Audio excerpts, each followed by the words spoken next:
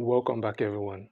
Today's video is about The Assessments, an indie movie released in 2025, the one directed by Flair Fortuné, a French director known for directing music videos and shorts.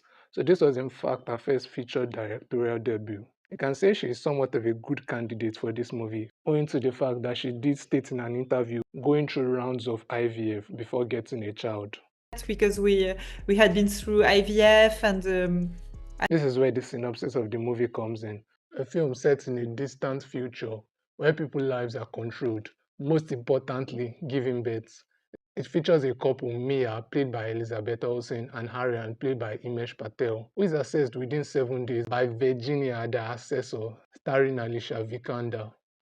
The assessment is to determine whether they are fit for childbirth. The film opens to the sound of a female singing a note, a sort of breathing exercise sound. Now, the name of this song is called Mother, just like how Mia's mother calls out to her, so we can assume this is kind of her voice here. This was a flashback to Mia as a child swimming alone, struggling to reach back to her mother. She continues swimming before we transition to older Mia in the same place, maybe a sort of hobby she takes on to keep one of the last memories of her mother before she was sent to the old world, as we will later find out. Walking back to her house, the environment around is desert-like, with a house that has a blocky structure. Here is synthetic voice saying atmospheric dome disturbances within normal range, which is the first time we get that they're living in a dome. Mia picks up a package in front which has the radiation icon, a drug called synoxidine. Apparently, it is being used to keep the people in this world from aging, diseases, and reproduction.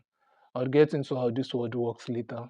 He goes over to Arian Workplace, which is a place where he simulates virtual pets. He says this, Reduce coefficient 2.04 to which doesn't mean much to me, but I assume it would be kind of tweaking a setting in a 3D app, like what the actual people who CGI'd this animal would do. Also, the feel of the vast workspace that seems endless, with just one source of light, does make it look like a 3D workspace, except without the light, of course.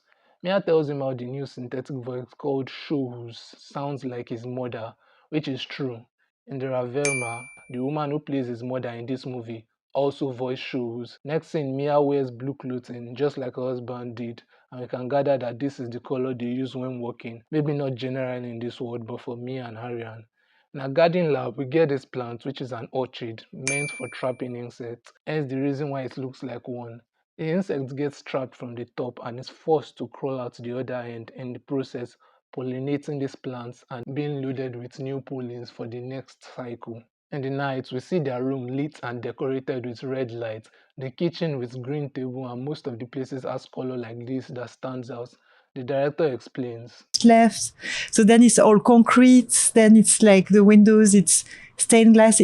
Mia had a nightmare later in the night about almost drowning as a child, which makes me question if her swimming is a way to keep her fears in check.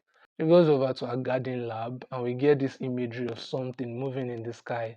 I take this to be like the dome being closed or open. A transition to day one with a yellow background and red text. The couple opens the door to their accessor, who wears blue and white, a combination of both their clothes. Although the first image we see is Arian being smeared in red light, a reflection from the glass to his right.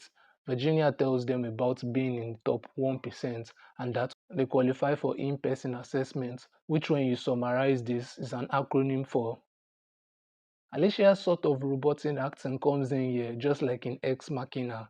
The director discusses one of the movies that made her consider Alicia. The character for Ex Machina, and She interrupts me at trying to ask a question and mentions if they pass, their material would be taken ex utero gestation, which is the growth of a baby outside the womb, as to do that in the womb would require going of the synoxidine, which inhibits natural reproduction and all other forms are forbidden in this world. Mia says the assessment is opaque and that she is not clear on what they are being assessed on, which is a bit funny when you consider most of the glasses in this house are opaque. Arya makes a joke and we can see Virginia here trying to act human. She goes through a bunch of questions, including one that kind of shocks Mia, and she offers her water in her own house, probably a way of trying to assert dominance in Mia's house, making them the guests for the next 7 days. Elizabeth brings this acting of someone trying to get back to reality for a bit, like in her role as Wanda during these questions. They take the assessor through the entire building, including the room she would be staying, where she says there is a loose spring in a springless bed, just a little complaint here and there to push this couple to the edge. In Arian's workplace, he explains the virtual pet generation started in the lab he worked in, and that this one is the second generation. In Mia's garden lab, she mentions the orchid, which was a gift from her mother, who was from the old world. And the lab is created in a way to allow for different climates to exist, hence the variety of plants. Virginia asks for full access to everywhere, which makes Mia hesitate, but Arian does not, and we find out later why. Virginia collects sample of blood, urine, and other material. She mentions this when she collects Arian's semen. You'd be surprised how many people cheat. Maybe she knows that Arian once tried to take the Assessors program with someone else. Next thing shows us a picture of maggots and worm. Arian explained that they found a way to use the soil microbes to produce energy, which powers up the house. Mia offers Virginia wine. She declines and was about to pour for herself before stopping. She becomes a bit conscious of what the assessor might think of what a quote-unquote mother is doing drinking wine. Arian explained his scars when asked about it, Some activists decided to intervene. which cleverly ties into his work history about the virtual pet generation. It started as a response to the pet cooling which was done in the first place to avoid diseases animals might carry. People got angry, so they burnt down his lab. The last activity for day one is Arian and Mia having sex, while the assessor watches creepily from the door, urging them to continue, that it is normal. Day 2 comes with a green background and red text as we transition from this to the green table walls and chairs in the kitchen. Virginia takes on a second persona when she starts behaving like a child. She throws food on Mia and Arian, bangs the table, kicks her leg, all in the name of testing to see how they would perform with the child. But of course, this is unnecessary. The couple goes to clean themselves. When they come back, they find that she has smeared the whole kitchen. On their way to the cave, we get these red and white flashes due to Virginia disturbing the environment, which fully becomes red when they get there. Just like the day 2 text reveal, which starts with the greens of the table, including Virginia's plates, and the red of the cave. In the evening, a package arrives, which is the crib. During the process of building it, Mia says this in the frustration of the moment. You know, the instructions don't necessarily have to tell us the right thing. The crib also breaks down later, but eventually they completed it. It is now day 3 with a yellow text and a blue background. And as usual, we get this blue pipe with the instructions stating the need to use all parts intentionally because they are meant to fail. However, Mia throws it into the ocean instead, and we see someone turn off the lights. Immediately she turns back, maybe Virginia watching. Virginia gets shocked when she sees that they completed the crib, goes down the cave to meet Arian. She tells him of how she had to kill her pets and doesn't like virtual pets because they can't be touched. Arian asks for her to touch this one and explain his problem is getting the skin and texture right. Then she goes back to her childlike persona and they play together disturbingly when the cave goes blue, unlike the blue colored pipe Mia throws away. Arian embraces it here in the cave before Mia interrupts, and we find out how this form of embrace would affect him later. Moving to day 4, now with a yellow background and blue text, we get this image, yellow and blue, sort of a painting, resembling where they stay, the mountain ridge merging with the body of water beside it. We do see a bigger painting of this earlier during Virginia's initial visit. This time, the three of them go out to the ocean and we get this blue glare, probably edited. Virginia takes on this role of moving closer to Arian to spite Mia and to destroy their chances while Arian reinforces her behavior, trying to play the good parent. During their stay here, Virginia asks to move to the other side of the ocean, where she pretends to almost drown, or actually almost drowned, looking for the pipe that was thrown away earlier as we can assume. They go inside after this, Mia beats her and dresses her up. In this scene with the mirror, we get a hint of how their relationship would play out from now till the end of the movie. It starts with Virginia in front and Mia at the back, sort of how Virginia has assumed control in this house since she got here. Aya arrives there to tell Mia about the package, an invitation for dinner they are hosting. Mia leaves the mirror now with Aaron appearing now behind Virginia with looks, a possible hint to the affair they would later have. Virginia now leaves the mirror with Arian still there, like how it would play out. Then Mia joins in before leaving, just like at the end of the movie. Then we get a series of picture montage, if you will, of them cooking dinner. We get one of these locust insects, which makes me wonder if insects are in this world, if they are controlled, genetically modified, or whatnot, because they did kill all pets to avoid diseases, and we know insects are capable of carrying one. The film uses a mirror again this time to indicate the three personalities Virginia will take on during her course of stay: the assessor, the child, and the mistress. We meet Serena with her partner and child, and soon learn of a history between her and Arian. Virginia puts on this red lipstick badly when Walter and Evie arise. Mia tells Arian of her and Walter's relationship, which she brushes off. Amidst the discussion of Emilia, Ambika enters, tells Arian not to call him mom, meaning they don't really have a good relationship. The guest discusses about Synoxidine, and during this moment, Walter is seen through the yellow stained glass of table, while Serene and her partner Red. Water acts as a sort of ignition that starts everything in this scene, with its discussion along with the presence of Serena, which prompted her past relationship with Arian to come up, causing fights with Mia and Arian because he once tried the program. All this discussion about the border, which was also initiated by Walter, leads to Evie giving us the history of the world, which started. Unbearable heat, endless storms, habitable, famine, disease. And then brought about the vain and vestigial each saying while Virginia was on her lap. Virginia pees on Evie, which promptly ended dinner after Mia slaps her for saying being a bad mother runs in the family. Later find out the reason Virginia gets angry is because she did have a child which died. The visitors also discuss how living forever without the fear of disease is much better, but we can assume it is because of the position they are in.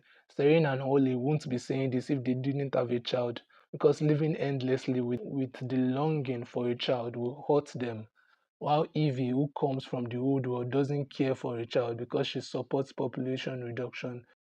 This kind of creates a gap between the visitors who are thankful for this world because they have what they want, and the ones at home which are conflicted with this idea because they are the ones living life on hand without their greatest need.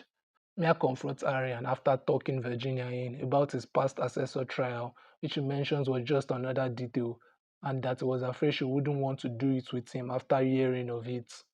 Also note that the day starts with the search for the blue pipe by Virginia and ends with framing of Walter through the yellow stained glass, which brings me and Virginia close briefly and opens a crucial part of Arian's past.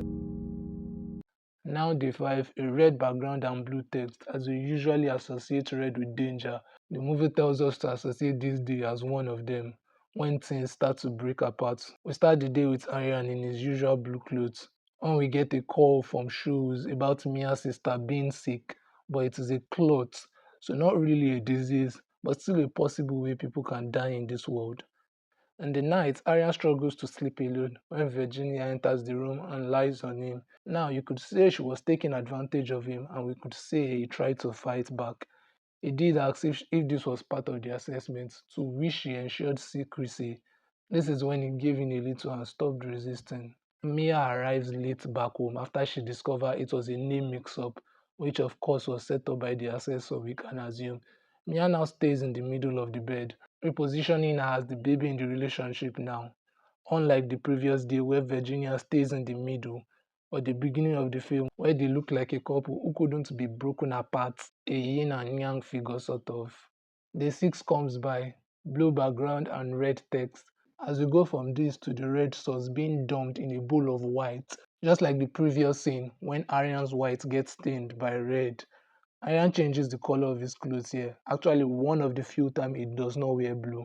He wears black as some culture does when mourning for their dead ones. In this one, Aryan mourns the scene before.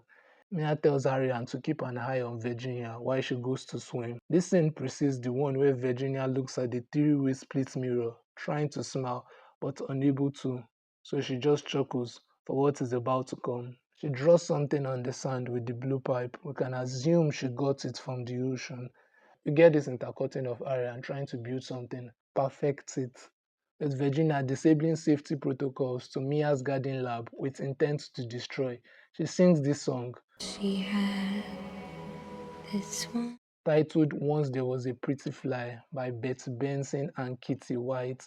It is important to note that this in fact is the only song in the movie which contains word, which was sung by someone who is from the old world. You can assume that this word has little to no interaction with music that has words in it. They don't seem focused on that. They also don't have any TV, phone, screen, just a synthetic voice and a simulator, kind of like in Dune, where machines with faces are banned. The song she sings would be referring to the child she lost here as she destroys and burns down the lab but hesitates for a moment to removing these plants. I guess she remembers Mia mentioning that it was like a child to her and wouldn't want to take another's mother child like it was done to her. This scene ends with her laying on the floor, part accepting her fate, part wanting to die, before Mia saves her and Arian stands at the side because he is still afraid of fire. The 7 is here with exactly the same background color and text we started with, yellow and blue in that order, except now it is flipped. Virginia sits where Mia and Arian were at the beginning, like to show she is now the homeowner and they are the guests, and that she has power over their lives for this moment. She of course tells them that they are failed before Mia finds out about what her husband did on day 5. Mia digs through the burnt pieces of her lab, finds the blue pipe, proceeds to destroy the crib. She then goes to Arian to see the virtual baby he made, which looks and feels real well enough, but the illusion breaks down when she can't pick a scent from the baby. Arian tried to console her during this moment by telling her this is the price to drink, eat, and breathe. The cave echoes her thoughts here literally. Mia, unaccepting of this reality, tracks the assessor, and we can see her place is a bit different. Also, the stained glass here is blue and yellow, which matches the clothes they both wear. Blue for Virginia, yellow for Mia.